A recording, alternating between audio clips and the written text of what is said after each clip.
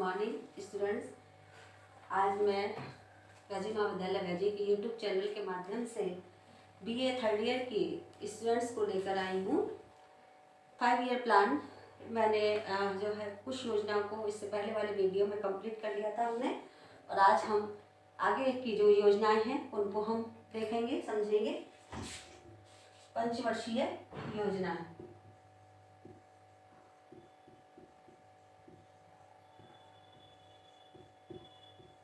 पंचवर्षीय योजना। देखिए स्टूडेंट्स की हमने पढ़ा था कि तीन पंचवर्षीय योजना, यानी हमने पहली पंचवर्षीय योजना में सफलता प्राप्त की, हमने दूसरी पंचवर्षीय योजना में सफलता प्राप्त की। पहली पंचवर्षीय योजना का लक्ष्य क्या था? कृषि एवं सिंचाई। दूसरी पंचवर्षीय योजना का लक्ष्य क्या था? औद्योगिकरण। और तीसरी पंचवर्षीय योजना का जो लक्ष्य था वो हमने प्राप्त नहीं कर पाए, क्योंकि तीसरी पंचवर्षीय योजना पर हमारी जो कई फैक्टर, कई जो हमारे कारण थे उसकी वजह से हमारी तीसरी पंचवर्षीय योजना फेल हो गई। मैंने बताया था कि पाकिस्तान के साथ युद्ध हुआ था 1965 में, 1962 में चीन के साथ युद्ध हुआ था, और 1965 में ही हमारे देश में एक भयंकर अकाल और सूखा आया था, जिसके कारण हमारी जो तीसरी पंचवर्षीय योजना थी वो पूरी तरह से विफल हो गई। इसके साथ साथ कुछ राजनीतिक कारण भी थे स्टूडेंट्स, जिसके कारण हमारी तीसरी पंचवर्षीय योजना सफल नहीं हो पाई। वो था पंडित जवाहरलाल नेहरू की मृत्यु, और हमारे जो प्रधानमंत्री थे पंडित जवाहरलाल नेहरू की मृत्यु भी 1964 में हुई थी। और उसी के साथ साथ हमारे जो प्रधानमंत्री थे लाल बहादुर शास्त्री, उनकी भी मृत्यु इसी उसमें पंचवर्षीय योजना के दौरान हुई थी। तो इसलिए पंचवर्षीय योजना, हमारी तीसरी पंचवर्षीय योजना पूरी तरह से विफल रही। तीसरी पंचवर्षीय योजना के बाद 3 वर्ष का योजना अवकाश रखा गया। 3 वर्ष का, यानी 1966 से 1969 तक क्या बोलते हैं इसको? योजना अवकाश।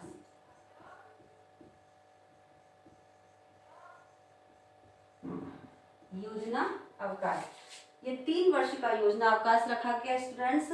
इसमें एक साल की अनवरत योजनाओं का संचालन किया गया। एक वर्ष की, यानी एक वर्ष की 1966 से 1969 से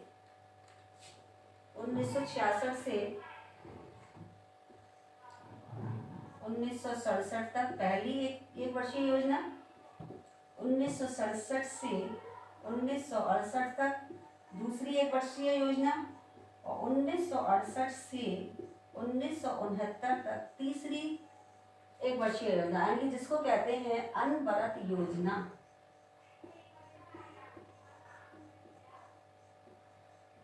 अनवरत योजना स्टूडेंट्स, जो अनवरत योजना है उसका मतलब है कि ये योजना के जो जनक कहे जाते हैं वो कहे जाते हैं हमारे गुन्नार मिल्टन।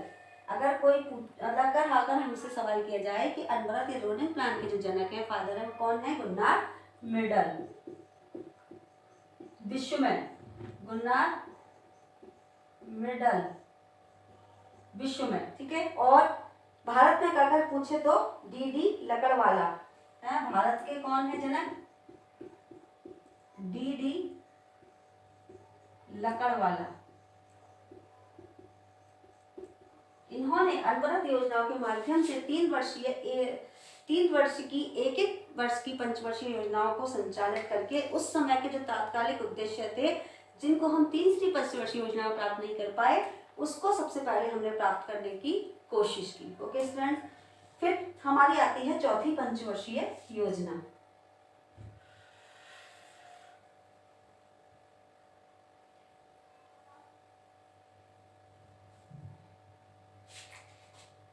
चतुर्थ पंचवर्षीय योजना या चौथी पंचवर्षीय योजना? चतुर्थ पंचवर्षीय योजना, जिसका समय पीरियड क्या था? 1969 से 1974 तक। ओके स्टूडेंट्स, इसमें लक्ष्य रखा गया, इसकी जो प्राथमिकता थी प्राथमिकता थी स्थिरता के साथ विकास। प्राथमिकता क्या थी? स्थिरता के साथ विकास।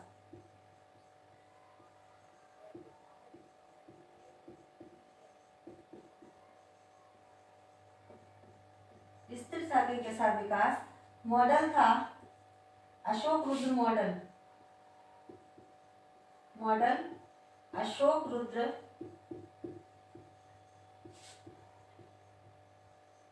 एवं एलन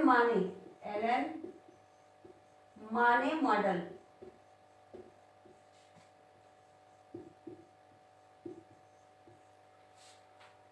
लक्ष्य रखा गया, लक्ष्य क्या रखा गया? 5.7 का। प्राप्त कितना हुआ? 3.2।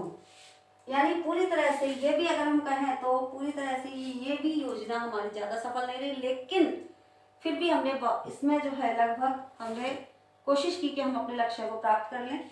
और कार्यक्रम, अब हम आते हैं कार्यक्रम में। ओके स्टूडेंट्स, कार्यक्रम क्या थे चौथी पंचवर्षीय योजना के?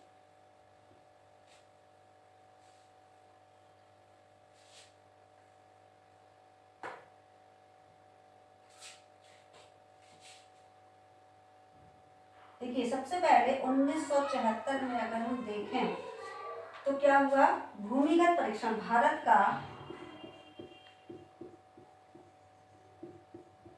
पहला भूमिगत परमाणु परीक्षण। भूमिगत परमाणु परीक्षण। देखिए स्टूडेंट्स, भूमिगत पहला परमाणु परीक्षण क्यों किया गया? क्योंकि हमने देखा कि 1962 में 1965 में हमारे पड़ोसी देशों ने ही हम पर आक्रमण कर दिया, तो कहीं ना कहीं हमें आत्मरक्षा के लिए या अपने देश की रक्षा के लिए, अपने आप के बचाव के लिए भारत का पहला भूमिगत परीक्षण पोखरण पर, जिसको हम बोलते हैं पोखरण परमाणु परीक्षण, जिसको हम क्या बोलते हैं? पोखरण परमाणु परीक्षण किया गया। पोखरण परमाणु परीक्षण, जिसका प्रोजेक्ट का नाम क्या था? लाफिंग बुद्धा परीक्षण। ओके, और किसके नाम से था? लाफिंग बुद्धा के नाम से, है ना? तो लाफिंग बुद्धा के नाम से क्यों? क्योंकि हमें जो है किसी देश, अपने सिर्फ हमने ये परमाणु परीक्षण किया है वो अपने आप के बचाव के लिए, अपने देश की सुरक्षा के लिए किया है, ना कि किसी पर अटैक करने के लिए। इसीलिए इसका नाम रखा गया लाफिंग बुद्धा, यानी शांति का प्रतीक लाफिंग बुद्धा। ओके स्टूडेंट्स, और हमने क्या किया था? हर सब, और दूसरे जो एक महत्वपूर्ण जो आई थी वो आई थी श्वेत क्रांति। 1970 में श्वेत क्रांति, श्वेत क्रांति लाई गई। इसी के माध्यम से आज हमारा देश दुग्ध उत्पादन में प्रथम स्तर पर है। यानी इसी के माध्यम से आज हमारा भारत देश क्या है? प्रथम स्तर पर है दुग्ध उत्पादन में, प्रथम स्तर पर है। इसमें दूध के उत्पादन, दूध के उत्पादन में, यानी यह बहुत महत्वपूर्ण क्रांति थी। इस क्रांति के माध्यम से दूध का उत्पादन जस्ट डबल किया गया। और आज अगर हम देखें तो इसका जो लाभ है वो क्या है? इस क्रांति का लाभ कि दूध उत्पादन में आज हमारा देश प्रथम स्तर पर है। ओके स्टूडेंट्स, तो ये तो हुई चौथी पंचवर्षीय योजना की बात। अब आती है पांचवी पंचवर्षीय योजना।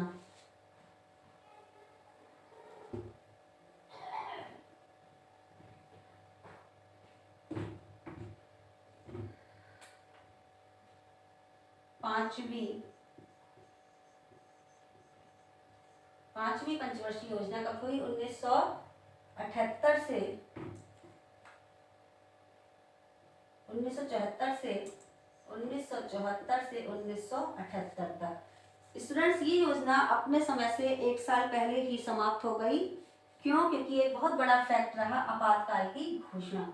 आपातकाल की घोषणा के कारण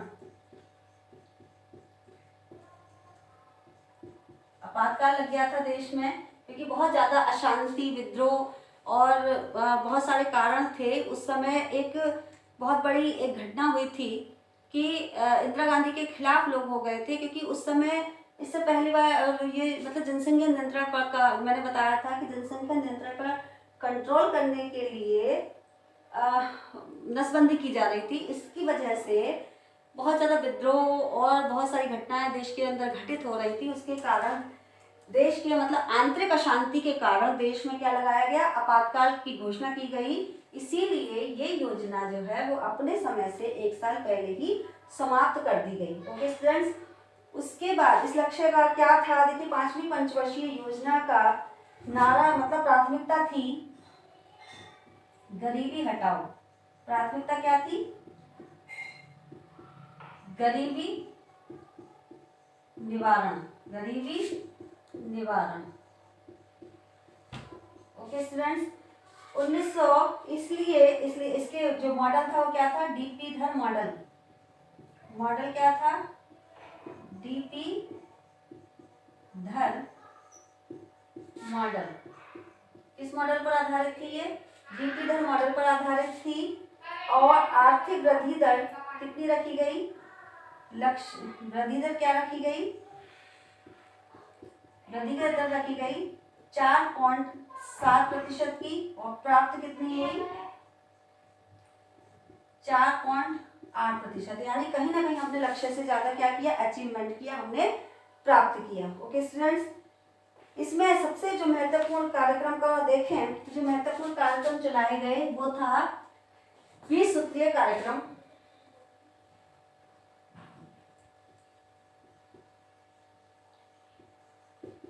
20 सूत्रीय कार्यक्रम।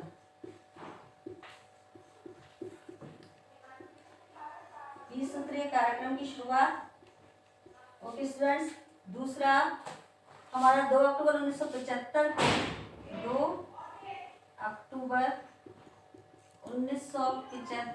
को क्षेत्रीय ग्रामीण बैंकों का स्थापना, क्षेत्रीय ग्रामीण बैंकों की स्थापना।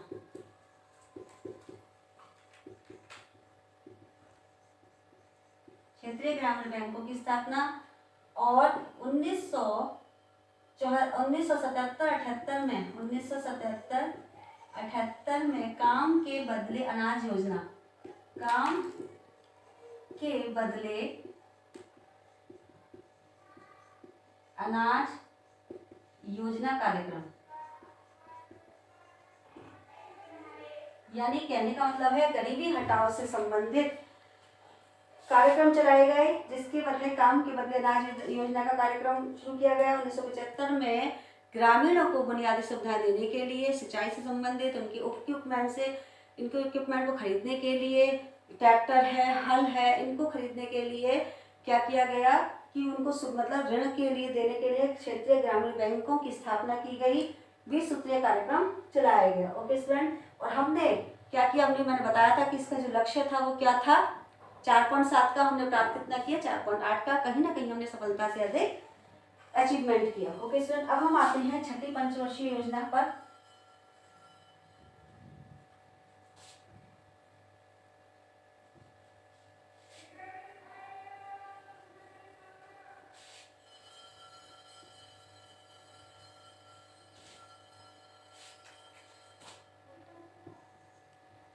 छठी पंचवर्षीय योजना का कार्यकाल क्या था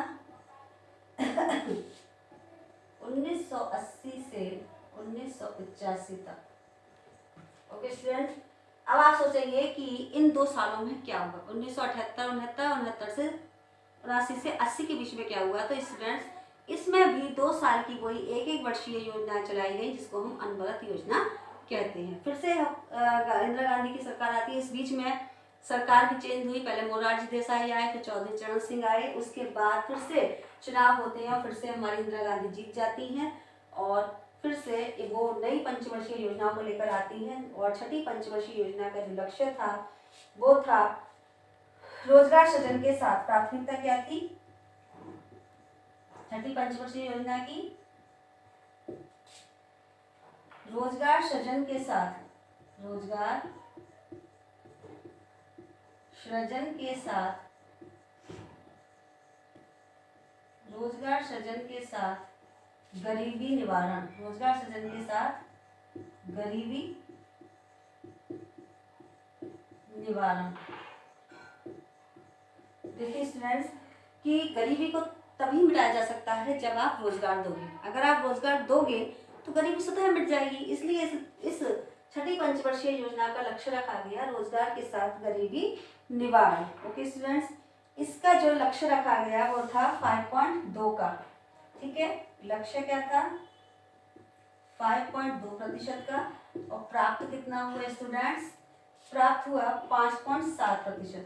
5.7%। इसका मतलब इस योजना को भी पूरी तरह से सफलता के साथ इसको पूरा कर लिया गया। और मॉडल था इसका आगत निर्गत मॉडल। मॉडल आगत निर्गत मॉडल। आगत निर्गत मॉडल का मतलब है स्टूडेंट्स कि इनपुट आउटपुट मॉडल, है ना। जितना आप यानी अगर आपको कृषि में विकास करना है तो कृषि में निवेश करो। ठीक है, तो आपका क्या होगा? आपको इनपुट आउटपुट मिलेगा यानी उत्पादन बढ़ेगा।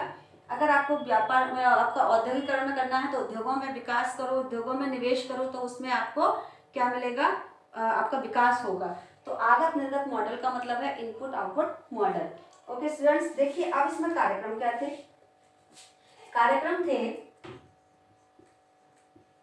इस योजना में कार्यक्रम क्या थे कि 15 अप्रैल 1980 को 15 अप्रैल 1980 को क्या किया गया? 6 बैंकों का राष्ट्रीयकरण।